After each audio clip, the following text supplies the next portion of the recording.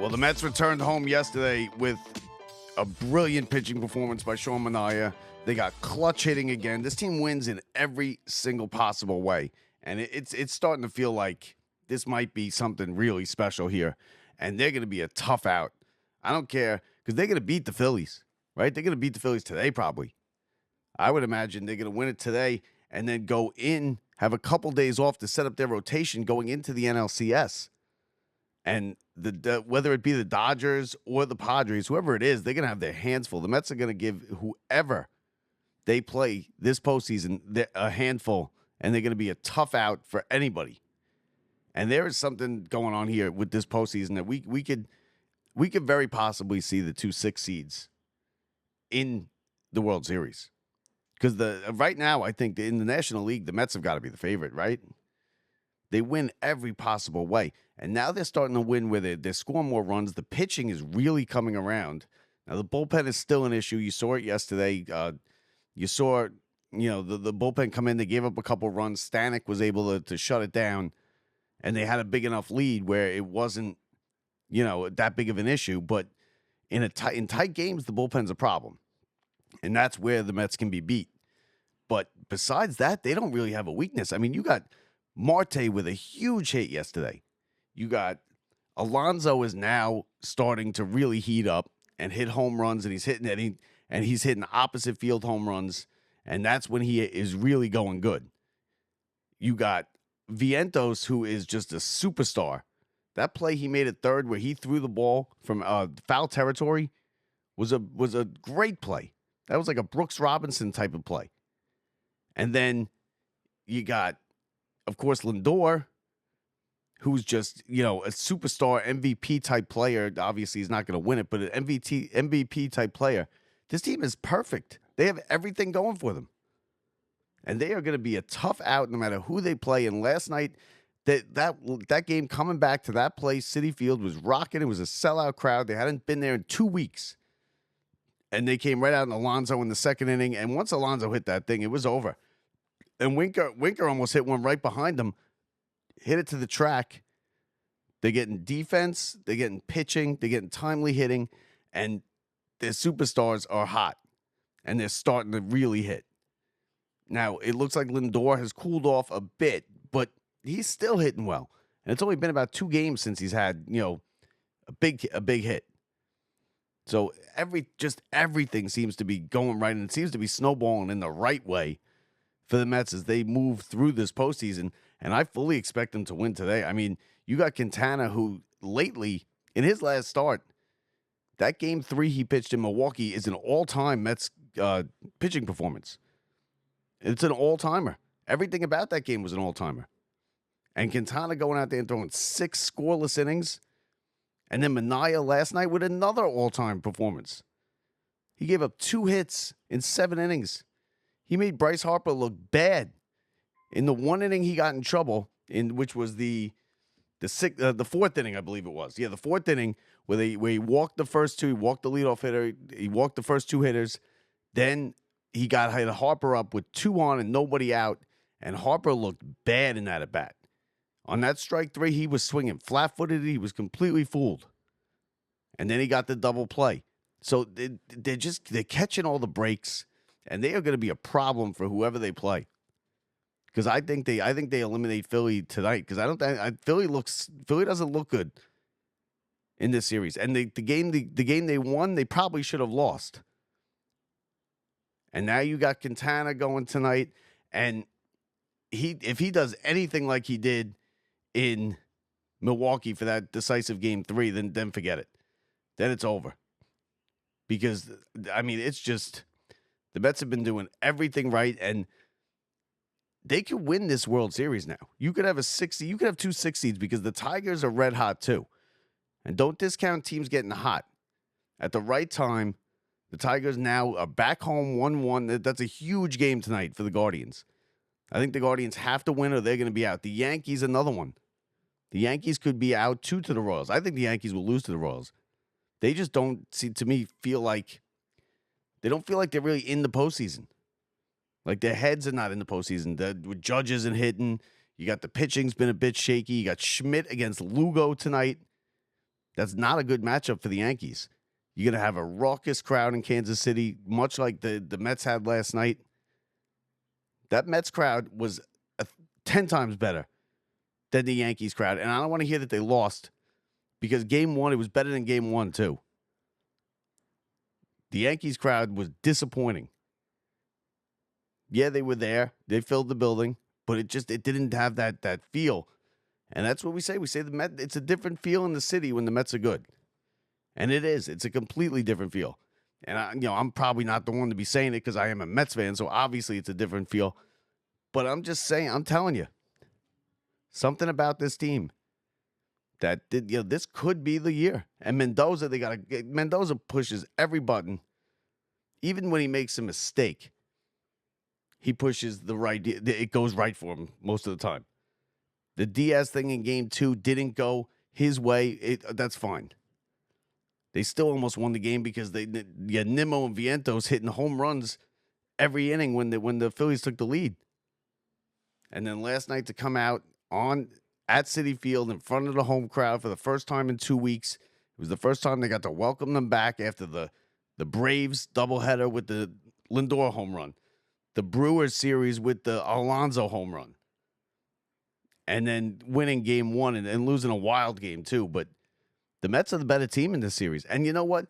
It's not that big of a surprise either, because the Phillies jumped off to a great start this season. They were out. They ran away and hid from everybody in the first month and a half. But since the Mets had that team meeting, since they were 11 games under 500, the Mets are 9 games better than the Phillies. 9 games. That's a lot. And that's a bigger chunk of the season than the previous part where the Phillies just ran away and the Mets played terrible. Phillies got like a 15-game lead on the Mets right off the bat 3 weeks into the season. So, of course, they didn't come back, but the Mets were 9 games better than the Phillies through a big chunk of the season. That's why it's not really that surprising that the Mets are doing this to the Phillies. Harper does not look comfortable at the plate. The Phillies are fumbling balls out in the field. They got lucky on a couple of them. They had the one where the infield was in and it was hit to second. Fumbled it, got it back, and got the force out at the plate. You had the pitcher make an error on a comebacker. You're having Brome throw down at second, trying to stretch a single into a double. Now, that was a great play by Taylor. It was a great play, getting the bare hand, throwing it in, and a good tag by Lindor. But that is a dumb base running mistake. The Phillies made a lot of dumb mistakes yesterday, and it cost them. And then the Mets hit a couple long balls, and that was it. It was over. Listen, once the Mets got the 2 runs, the way Manaea was pitching, the Phillies weren't coming back anyway. Marte's hit was huge because the Mets loaded the bases with nobody out in that 6th inning. And then who was it? It was Iglesias and Winker both came up with the bases loaded with Iglesias with no outs. He flew out. Winker flew out. So the Mets were in danger of getting loading the bases, getting with no outs and getting no runs. And Marte came up and lined the single to center. 2 runs scored, and that put it out of reach at 4-0 in the 7th inning. And then they did it again, and Iglesias got the hit that time, the second time, to make it 6-0. And like I said, the only issue with this team is the bullpen, because when they pulled Manaea finally, which I'm not even sure I would have done that. I would have probably just let him pitch the 8 innings. They was starting to struggle. You could see he started to struggle like late in the 6th inning. And through the 7th, he got a 1-2-3 7th, but he did struggle a bit. But, I mean, that bullpen came in and it got a little hairy. It was a 6-0 game. It shouldn't get hairy at all when you bring your bullpen in. And he brought in, he needed Stanek to come in. You didn't want to use Stanek. Stanek's going to be your setup guy now. And it changes on a daily basis for the Mets because Stanek could start to stink now, too. We've seen him stink and give up big home runs. So it's kind of a living thing, the bullpen, because you got Diaz at the back end of it. You got Ottavino is the mop-up guy, and everything in between is fluid. And it's whoever's going good at that moment, because they're never all going good, and usually more of them than not are going bad. So you just whoever, like, you let Mendoza deal with that, and he's gonna have to live with whatever decisions he makes and whatever happens. Like he had to live with the Diaz one in game 2, bringing him in for 7 outs or trying to get 7 outs out of him. That's asking way too much for Diaz. Sometimes he has trouble getting 3 outs, but to ask him to get 7, that wasn't going to work from the beginning. But I'm telling you, whoever it be, whether out west, whether it be the Dodgers or the Padres, and the Dodgers have the hands full with the Padres. And I think either one is going to be an excellent series, and I think the Mets could be favored against the Padres. Now the Dodgers are a better team than anybody else left. So they will probably be the favorite, whether they, whoever they play, whenever they play, as long as they're still playing, they'll be the favorite. Because they have more talent. They had a better record. They had a better regular season. But as far as who's going good right now, nobody's going better than the Mets. They got it all going. The starting pitching has been incredible. Manaea last night was an all-time performance. 2 hits, 7 innings, against the Phillies. Shut down the Phillies. He shut down Bryce Harper. That's a pretty potent Phillies lineup. And in the first inning, they hit a couple balls hard. The first, Schwarber to lead off the game, hit one out to deep center. Probably hit about 405 feet. Right onto the track. The next one was also hit hard, a line shot to center, and then a hard ground ball to Lindor. After that, the only ball that was hit hard was the Brome hit, where he hit it up the gap and then got thrown out trying to stretch a single into a double. Manaea kept them off balance all night. The crowd was fantastic. Everything, listen, it's all coming up Mets right now, and there's really not much bad you could say, but that's, of course, they're 2-1. You want to close this thing out today. You don't want to stumble and have to go back to Philly, because if you have to go back to Philly for a decisive game 5, anything could happen. Because you get one bad performance. Now you're throwing Quintana today to win the game, to try and end this thing today. That's why you're throwing Quintana. He's your money guy. He's been in the playoffs before. He's pitched in the playoffs before. He's got the experience. He's coming off of a brilliant start in a decisive game. He's going to win this thing today. He's not saving Quintana, because it would be an all hands on deck game 5. It'd probably be Peterson, right? A starter, Peterson going 3-4 innings, and then you kind of patch it together if they get there. But I don't think they're going to get there. I think the Phillies are dead.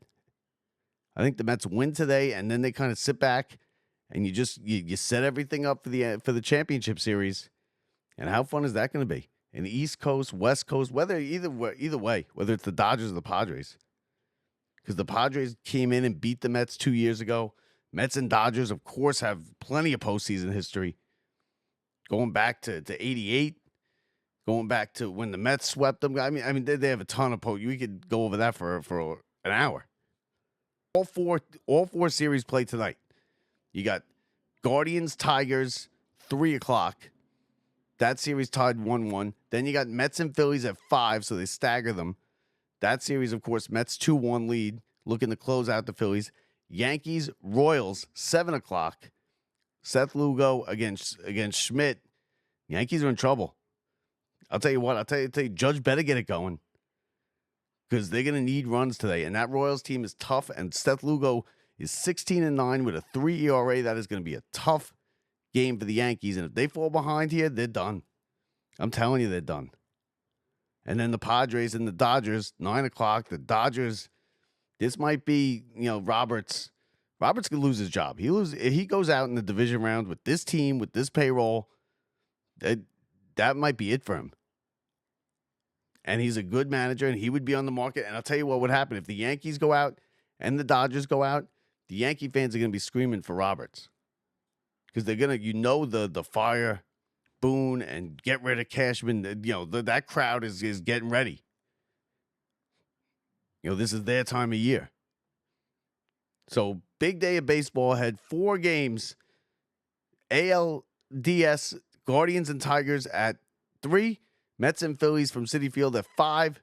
Yankees, Royals at 7, and Dodgers, Padres at 9 o'clock to wrap it up. So it should be a good long day of baseball. Let's see if the Mets can wrap things up. I think they win this game today. Suarez has had trouble. Quintana's been on point, coming off one of the best starts of his career, coming off a big win yesterday. The crowd's going to be nuts. Mets are trouble. Mets are trouble for anybody they play, and this could be a very, very special year. So that'll do it for us. Remember, don't forget to subscribe, to rate and review us. Don't forget to hit that subscribe button if you're on YouTube. Subscribe if you were listening on the audio end to the podcast, wherever you listen. And you could also check us out on the Swell app. We do they're 5-minute episodes kind of on the Swell app. It's Swellcast. Type it in. There's also an app. Get it. We're on there, Locked Up Sports.